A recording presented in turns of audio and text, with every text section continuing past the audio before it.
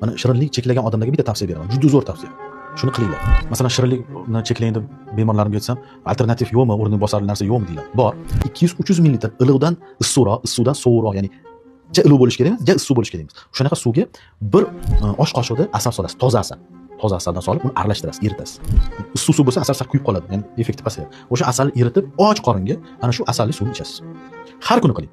Shunaqangi foyda ko'rasiz. Birinchidan siz organizmingiz shirinlikka talabi kamayadi. Ikkinchidan asalli tarkibida shunaqangi foydali elementlar ko'p bo'ladi. Ayniqsa asalli tarkibida mum bor. Bu mum organizmga tushgandan keyin organizmda har qanday yazvinlik jarayon deydi, ya'ni yara holatlar, masalan oshqozon yara, qizil o'ngachda ezofagit, gastrit, duodenit hammasiga ijobiy ta'sir ko'rsatadi. Va asal o'z navbatida protivospoliten, ya'ni yallig'lanishga qarshi effekt ham. Ham siz shirinlikka bo'lgan talabingizni qondirasiz, tabiiy o'zi tabiat yaratgan narsa bilan qondirasiz.